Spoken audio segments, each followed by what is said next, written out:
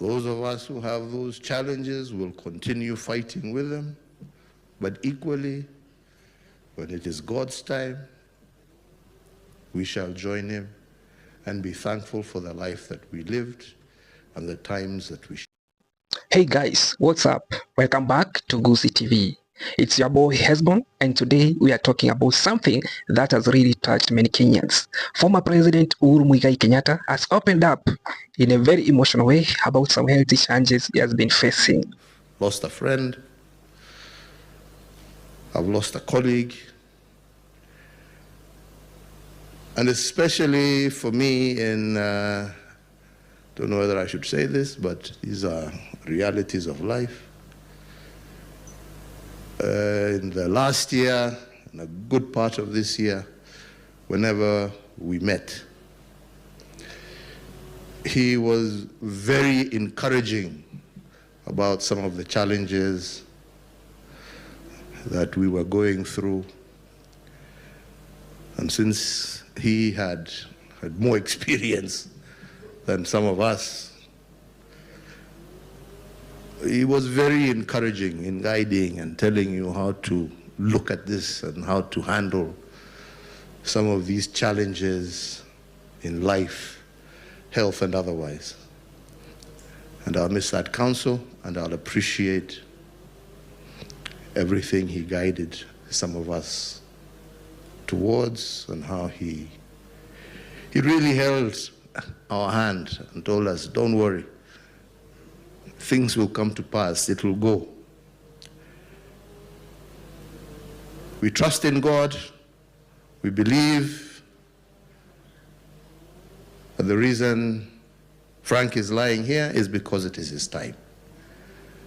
Those of us who have those challenges will continue fighting with them, but equally, when it is God's time, we shall join him. Now, ever since his speech at Frank Ireri's funeral, social media has been on fire. Some are saying Babangina is battling cancer. Others are wondering if it is stress, while some think it is just a message of hope. So, what is the truth? What exactly did Uhuru say? And what can we learn from all this? Let's go into it. So here is what happened, guys. During the funeral of his close friend Frank Ireri, the former president, MD of Housing Finance, Uhuru stood up and spoke from his heart. He said, and I quote, "In the last year and a good part of this year, whenever we met, Frank was very encouraging about the challenges we were going through." Then he added, "Some among us are still fighting health challenges, but when it comes to God's time, we shall join him." Now, my friends, those words, some among us are still fighting health challenges, really shook Kenyans.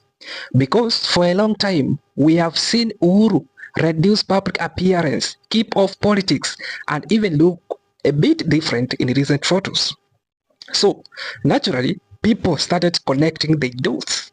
After that speech, many Kenyan media outlets like Kenyan.co.ke,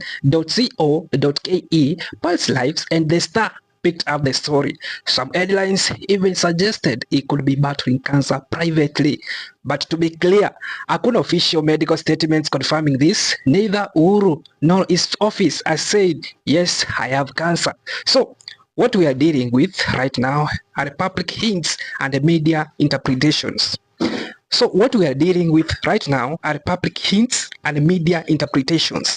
Some blogs have gone too far, but mainstream outlets are very careful. They just say he hinted about health challenges. So here is what is confirmed. 1. Uhuru mentioned about health challenges. Those are his own words. 2. His friend Frank Ireri, who supported him, died of cancer. 3. Uhuru said Frank encouraged him through his own struggles. What we don't know: 1. The actual illness, we don't know. Uhuru said actually is battling something, but he did not say exactly what is battling him. 2. Whether it is cancer, stress, or another chronic condition, we don't know. 3. An official confirmation from doctor or family, we don't know. After his speech, Kenyans have mixed feelings. Some people online were like, we wish him well, let's pray for him. Others said, he should tell us the truth. As a former head of state, we deserve to know. But again, you know how Kenyans are.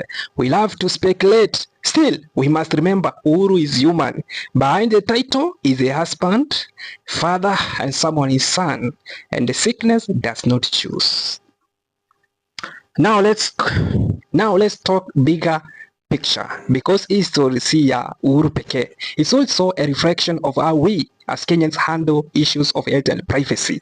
When a public figure says they are unwell, our first reaction shouldn't be to make memes or fake headlines. It should be empathy. And also a reminder to check ourselves. Cancer has been hitting many families silently. Some people ignore early signs, others fear hospital bills, while others think hii kitu haiwezi nifikia. So, if there is one lesson from this whole story, it is this: healthy is not a joke. Let's do regular checkups and take care of ourselves. Personally, I wish the former President Uhuru Muigai Kenyatta strength and healing, whatever he's going through. He served this country for 10 years, and despite politics, we must learn to separate humanity and rivalry. As I always say here on Bon TV or Gusi TV or in any of my channels, politics will end, but life must continue. If you have watched till here, thank you so much, my people. Please remember, this video is based, please, and I repeat, please remember, this video is based on public reports and Uhuru's own words. Nothing has been officially confirmed medically. Drop your thoughts in the comment section below. What do you think about the way Kenyans react to leaders' personal issues? Should they tell us more, or do they deserve privacy? Should they tell us more? Ama wanna deserve your privacy? And of course, don't forget to like, subscribe, and share this video for more political insights and human stories. Until next time, it is Hesbon, Bon TV, Kenya, Gusi TV, and other platforms. You know me from. Stay safe, stay healthy, and always keep thinking. Peace out. So, ladies and gentlemen, today on November 1st, November 2025, Uhuru Kenyatta amekuja wazi na kutuambia kwamba he could be battling something, but he didn't specifically say it is cancer. But watu werefu tu wamejua kwamba probably 90% from his own words, this man could be battling cancer. Lakini huenda sivyo, huenda ni stress ama ni kitu ingine. But the fact that he was talking akiwa mazishi ya friend wake anaitwa Frank Ireri, na huyo Frank mwenyewe alikuwa akona cancer, na pia from Uhuru's words alisema kwamba huyo Frank alikuwa na advice some of us who are battling these challenges. So which challenges? This is cancer. So people walichukua na wakaspekulate, wakasema kwamba Uhuru could be battling cancer. Remember, it is still unconfirmed. We're just waiting to see ama to confirm from the family ama medically from any medical hospital facility ambapo tunaweza confirm. But kwa now, because of this analysis is based on fact.